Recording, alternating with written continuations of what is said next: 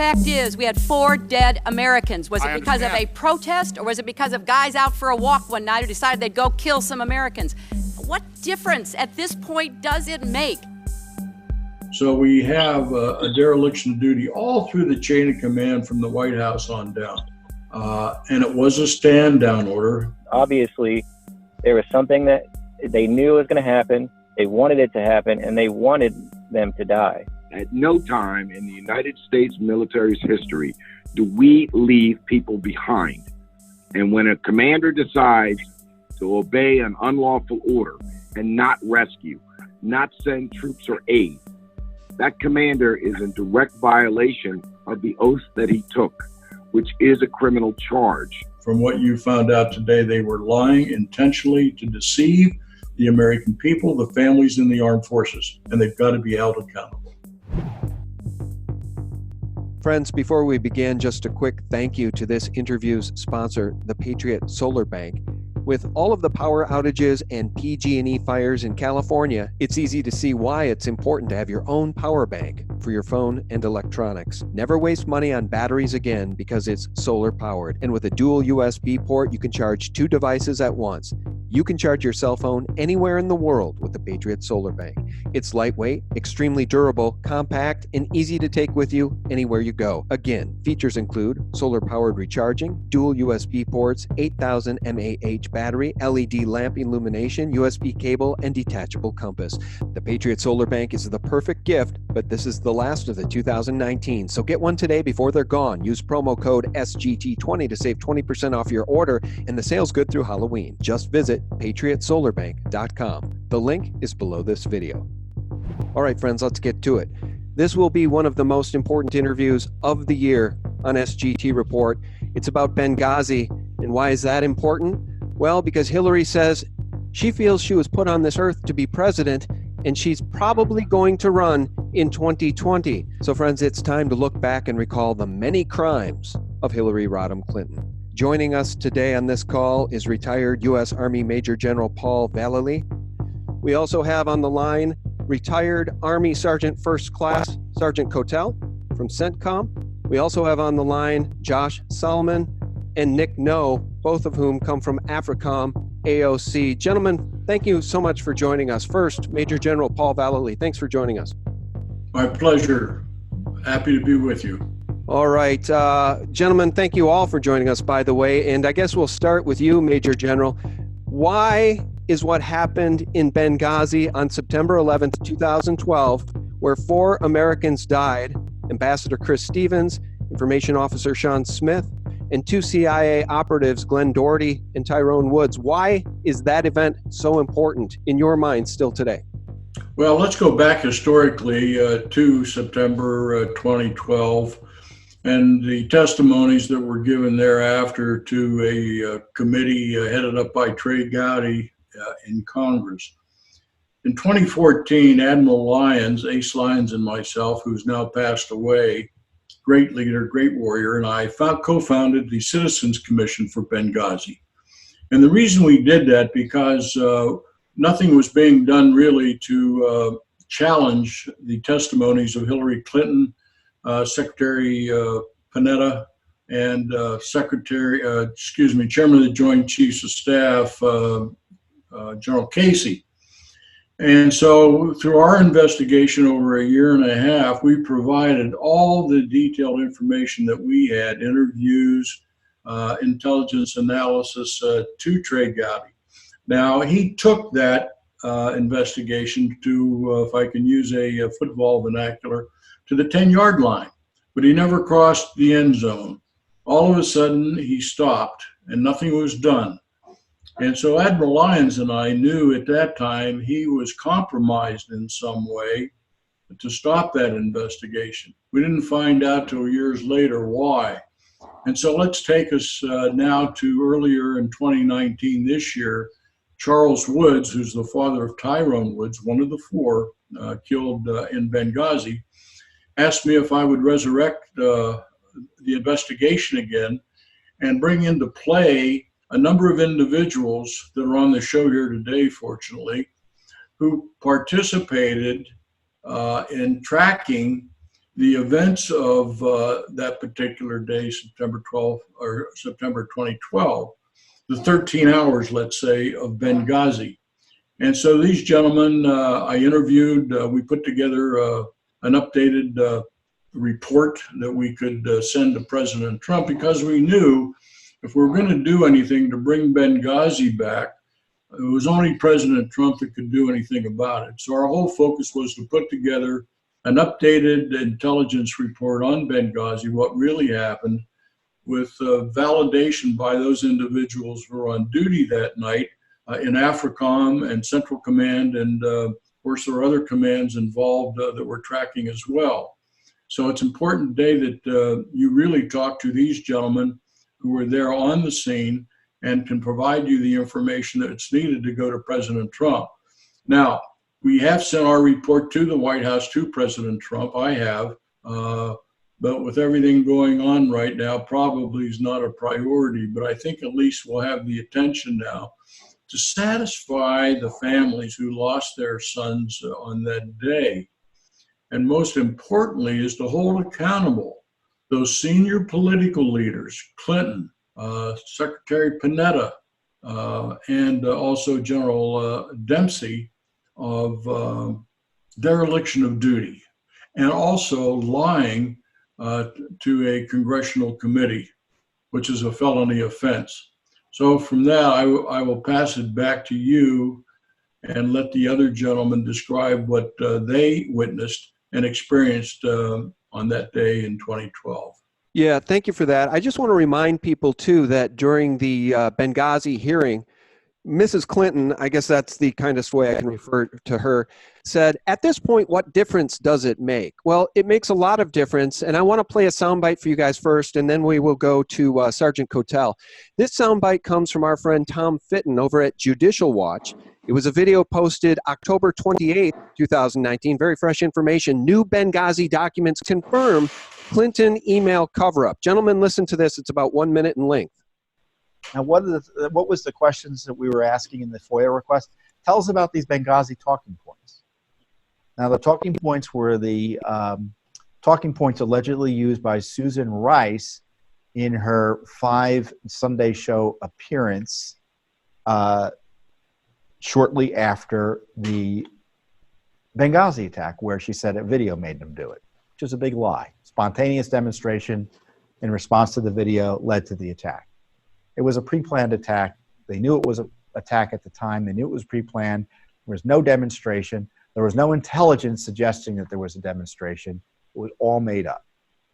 And the intelligence community did not provide the talking points. Ben Rhodes at the White House provided the talking points. How do we know? Because Judicial Watch covered the document. All right, I'll pause it right there. What we want to do in this interview, folks, is get the real information back out there before this woman decides to run for president again in 2020. I'm hearing she's just waiting for Joe Biden to step down because that guy's a disaster, as we all know. Sergeant Kotel, your thoughts. Where should we take it from here? Well, just to back it up a little bit, just to give context to your listeners, simply put, I was in charge of the early warning and indication for the watch floor at CENTCOM. And for 5 months before Benghazi took place, my watch floor was conducting intelligence missions for both AFRICOM, which was a newly formed command that didn't have a formal structure set up to do that, and also to NATO. And for 5 months, we watched a lot of intelligence reports come in and push them forward to a lot of elements, to include the embassy in Libya, describing threats against the ambassador, threats against the annex, and the embassy. A lot of these were very credible threats. Leading up to Benghazi, these threats crossed the threshold where they ticked the box that indicates for the regional security office that the ambassador and key personnel should have been pulled out and security should have been increased. But as of a week prior to the attacks, security was lessened, unknown reasons, and the ambassador was still in place in an annex with a limited security asset team. So on the day of the attacks, we moved forward to that day, which is September 11, 2012. Central Command was conducting a huge exercise called Internal Look 12, or IL-12. This exercise encompassed 75% of the command structure from CENTCOM. So we were all at work during that time.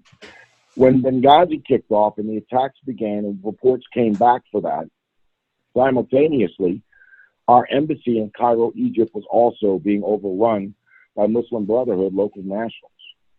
Now, at this time, we only cut a couple people loose to monitor Egypt, and we were told the State Department wanted the Morsi government in Egypt to regain control. So everyone in the military was told to stand down. As far as Benghazi went, we continued to get updates about the State Department handling the situation in Libya, which is not the factual case. We had requests from people wanting to go in. We had requests from NATO allies that had people on the ground to go in, and they were not allowed. The State Department was running the show at that point.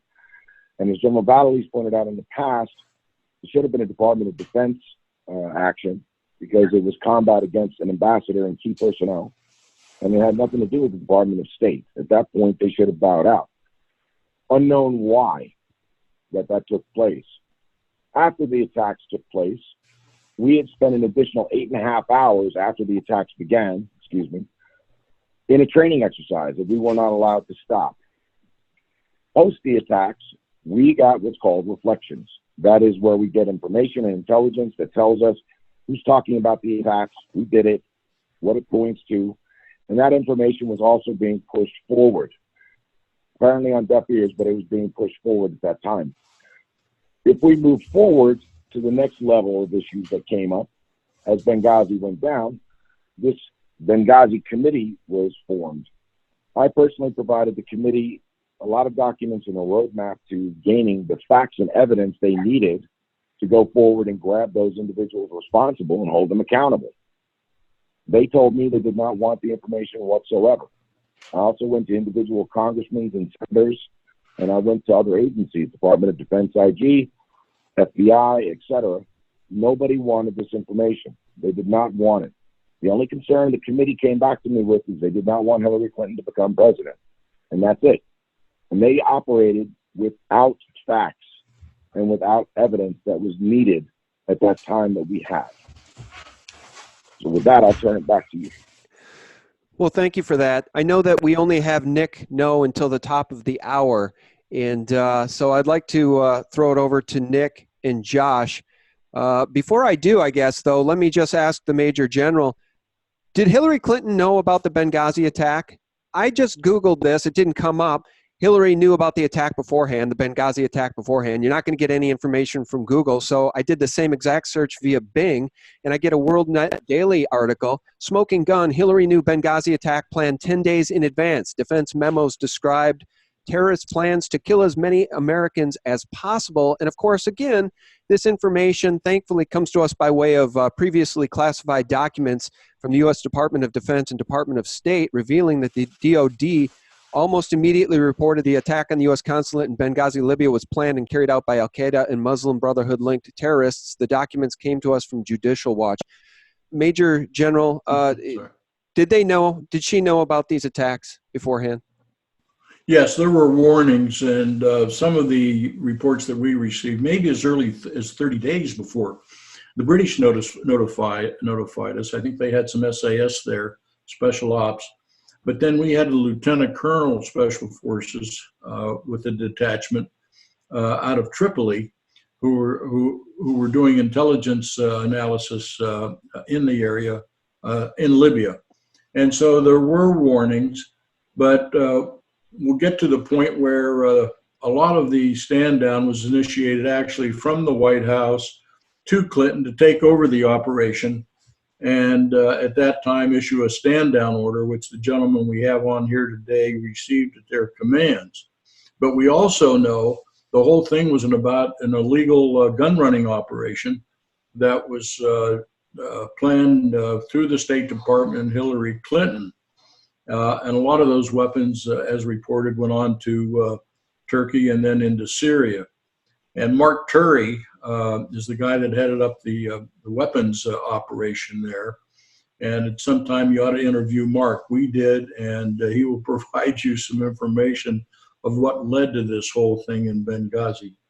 All right, thank you for that. All right, let's throw it over to Nick No, who I know we're going to lose here at the top of the hour. Nick, your thoughts?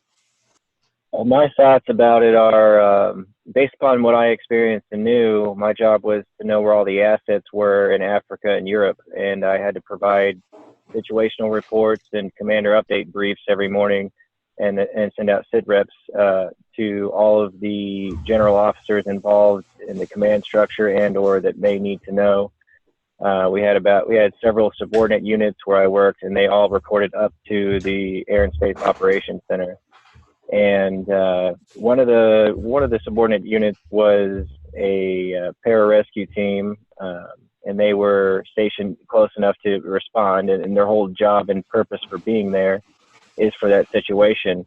And for whatever reason, they weren't used at that time. And we had several other assets too. We had jets, fighter jets in Aviano and Lakenheath. And we also had drones littered over Africa. All of northern Africa is just completely covered with them. And on top of that, you have armed and unarmed drones there. And if anybody tries to tell you differently that we couldn't have even used them, they're wrong. And also, if someone tries to say that the airspace over Africa, over that area, they would have had issues getting there, that's incorrect as well. Africa is huge, and there's hardly any air traffic over it. So any sort of argument that there'd be air conflicts is wrong as well.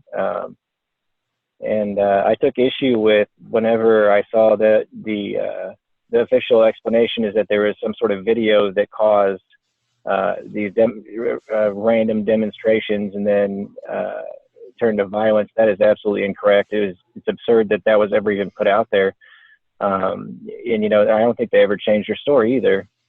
Yeah, I don't think they've ever changed their story, but what we're hearing from you, and we've all suspected it and heard it, I guess, through other venues over time here, but it goes down the memory hole. You're saying it was basically a stand-down order. Nobody was allowed to come to the aid of Ambassador Chris Stevens or Sean Smith. Well, yes, I didn't ever hear the stand-down order, but what I will tell you, though, is that for all these situations, there is a procedure. There is the first you start at the very top of the list of the command structure, and you go down the list and you try and contact every single person to call them in and let them know what's going on, right? So, so if someone tried to say that, in a typical situation, there's no real logical or mathematical way that nothing could have been done or no one took action. The only way that could have happened is if someone told us not to. And with that, that indicates to me that somebody made the decision not to rescue them. And not just that, we had plenty of time with all the assets in all the different places. And we even had assets over in the Mediterranean from the Navy too. We could have invaded the country, from what I understand, and nothing was done. And it was almost like they were set up to die and be murdered because, like we just talked about, there were warnings and indications well in advance. So to me, it sounds like a setup, considering right after that, I rolled into a cover story with a video that caused what happened. That's just absurd. It's obviously there was something that they knew was going to happen. They wanted it to happen, and they wanted them to die. Well, I concur. And the cover-up began right away with Susan Rice going on Sunday morning news shows, parroting that nonsensical story about a video that nobody had seen or cared about. It was she said, the root cause of all of this, right? That's why the Benghazi attacks happened. And of course, these people lie by omission. It's their specialty. It's amazing, Tom. Hillary Clinton still has not been held accountable.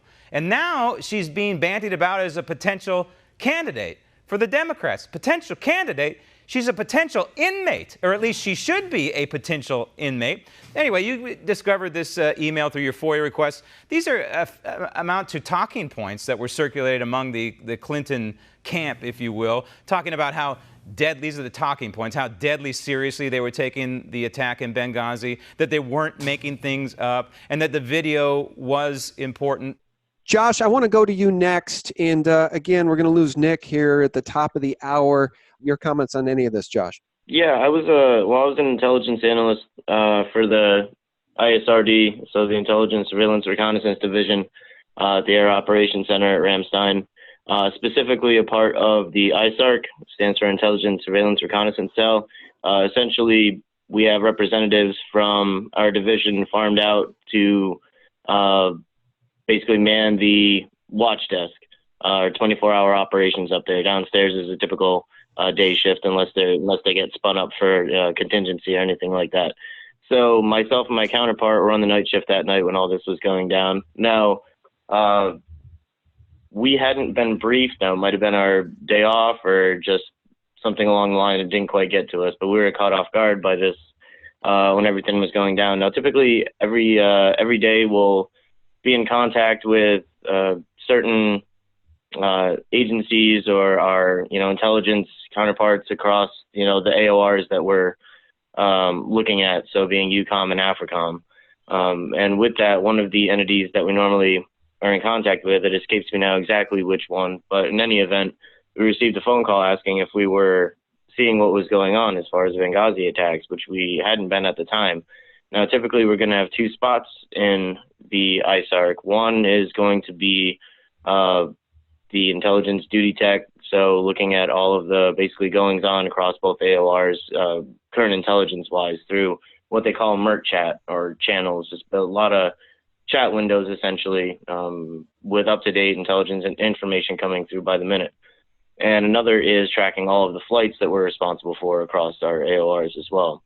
So when we received a phone call asking us if we were seeing what was going on, and we weren't at the moment, it was my job essentially to get the timeline of what was going on. So while I was doing that, my counterpart was continuing to monitor the flights that we had going and that we're going to be flying. Now, we have flights going on around the clock, night and day, whether it be manned and unmanned aircraft.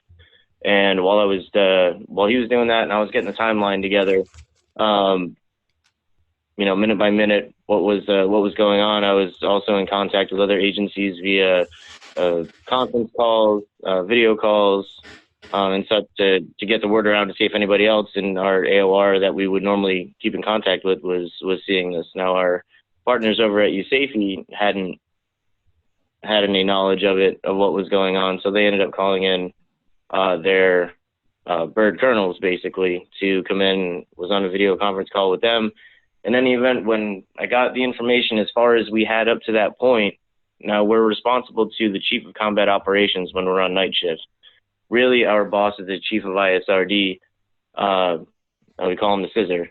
And being that they're usually on a day shift, he's not around. So when we're on the night shift, we're responsible to that because we're a basically compartmentalized room on the ops floor. We're the TS section of what is up on the ops floor. So we're responsible to the Chief of Combat Ops. So we brought the information that we had out to him. We brought it to our Predator LNO, but most importantly, the Chief of Combat Ops essentially told us that, well, there's nothing that we can do from here. So basically don't bother calling anybody in. What it came down to is basically sitting on our hands while the rest of it, unfolded.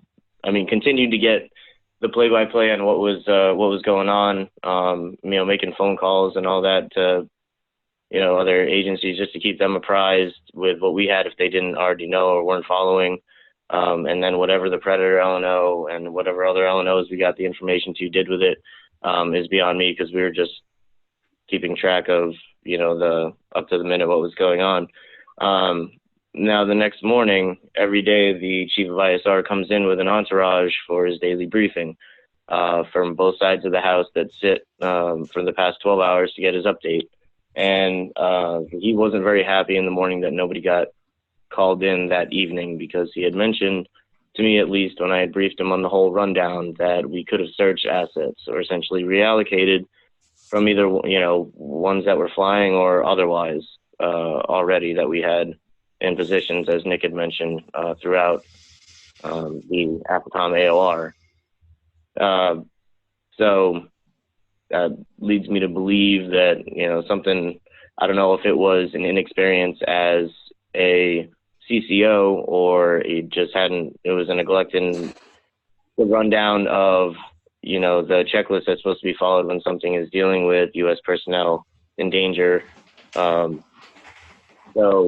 I wasn't, exactly sure where the disconnect came from or why exactly we were told not to basically do anything about it. But I know our Chief of ISR essentially would rather have had us jump over the CCO and immediately go to the ISRD, the heads of ISRD, and have them come in to move assets around, because they could have come in, we could have done that. I want to talk about the human element at some point in this conversation. Real men died and no help was forthcoming. Clinton certainly dragged her feet, I think purposefully. Nick, we're going to lose you in a second. I know that you had a run-in or a conversation with Susan Brooks. Do you want to talk a little bit about that before we lose you? Yes, I'll tell you real quick. So after Trump was elected, I waited until then before I went to anybody with the information, because the same people would have still been in the administration at the time, and not to mention, the guilty parties would have dealt with me, harshly.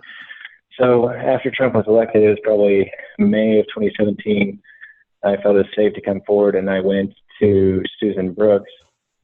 She's on the Benghazi committee. She's on the north side of Indianapolis. I went over there. I went to her office. I called her, and I also sent an email. Finally, it's probably a week and a half, 2 weeks later, I got a call from her chief of staff, who told me that the investigation is over, and she referred me to the Benghazi report. And then after talking with her for a moment, it was obvious that I was not satisfied with what she had told me. And then she suggested I call the FBI. And then shortly after that, I got the courage, after a week and a half, 2 weeks, to call the FBI. I called them and told them all my information, and that I had more information for them. And they told me that they won't do a meeting, and that I have to come in to the field office, which is really strange, considering the circumstances.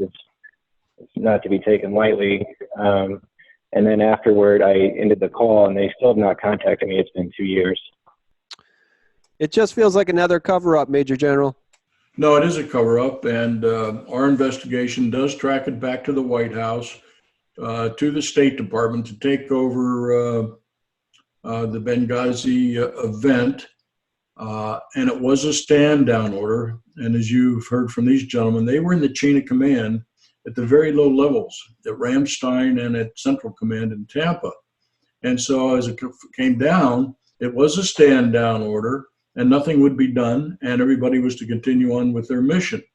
And so that is what we call a dereliction of duty. Also, the incompetence at that time of the FBI and the CIA, and the compromise of Trey Gowdy in the congressional hearing.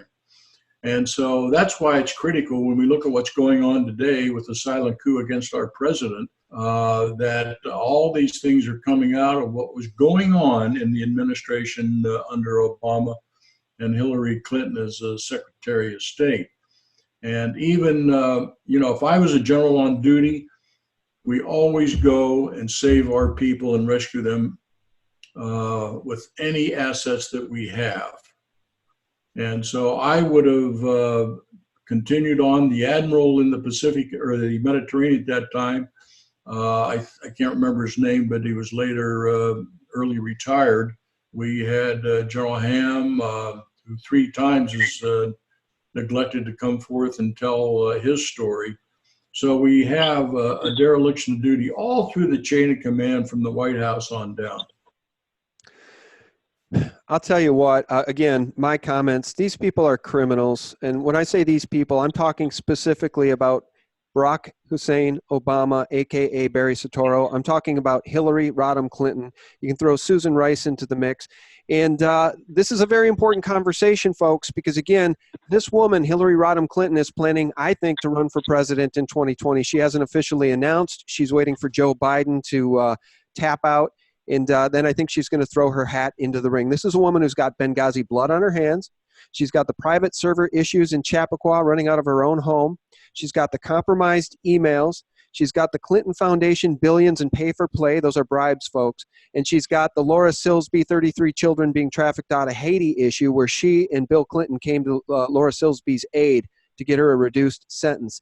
These are very, very real issues and very, very real crimes. Why don't we do this? Let me play this soundbite from the Benghazi hearing. This is an exchange involving Hillary Clinton, a famous exchange. Hit it. They didn't know that. With all due respect, The fact is, we had 4 dead Americans. Was it because of a protest, or was it because of guys out for a walk one night who decided they'd go kill some Americans?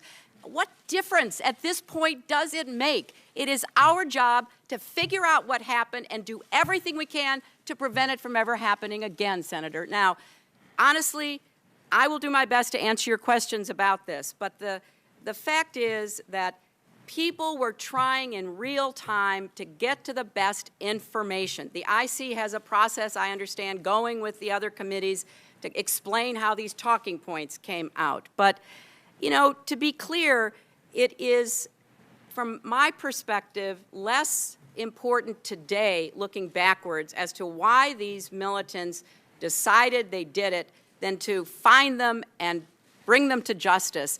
And then maybe we'll figure out what was going on in the meantime.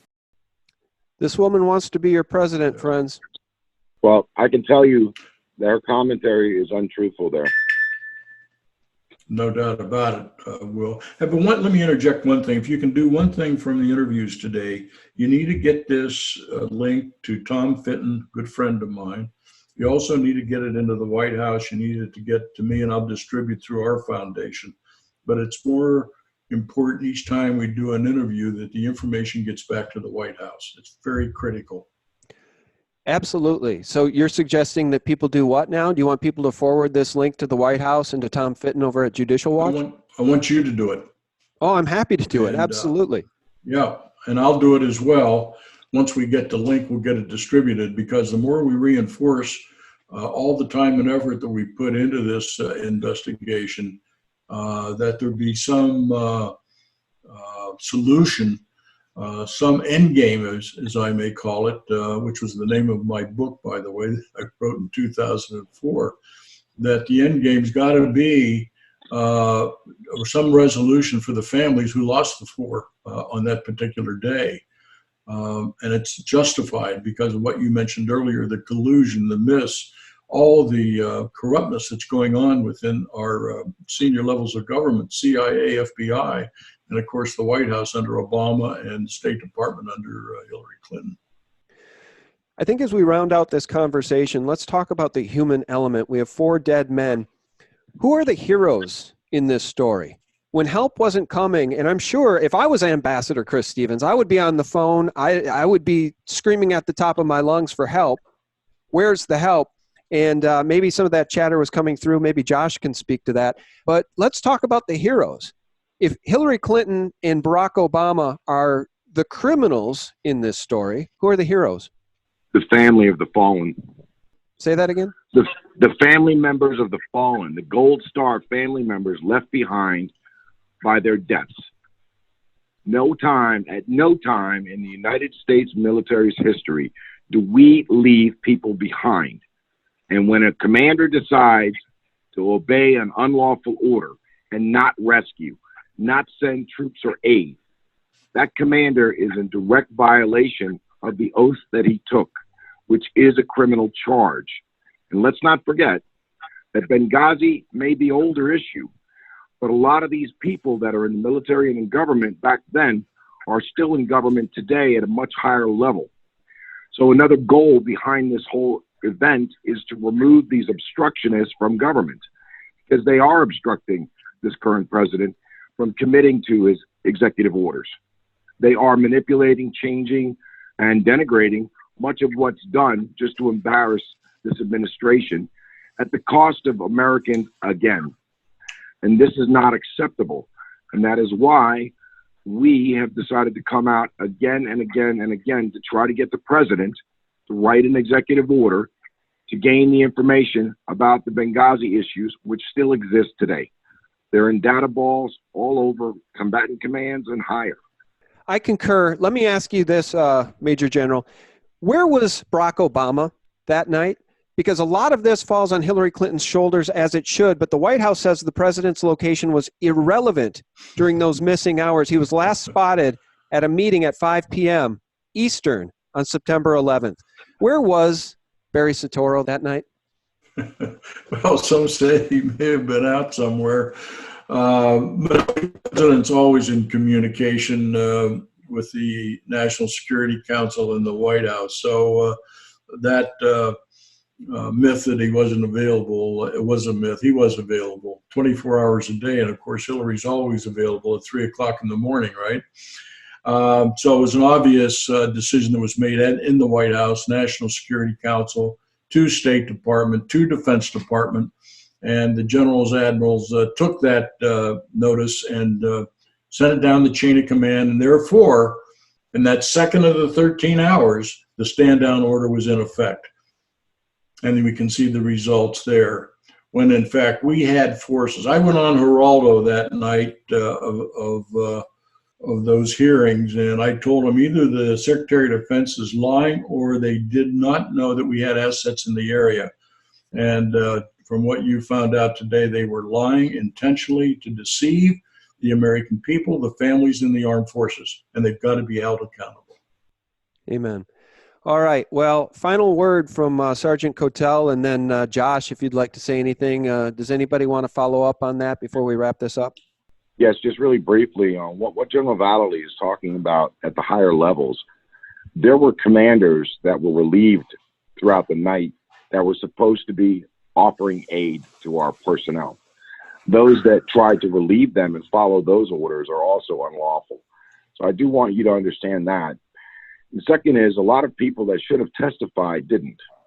And that testimony was critical at that time for the Benghazi hearings, not just all the information we provided, but those people that failed to testify, in particular General Patriots, who was the head of the CIA that evening, did not have to testify.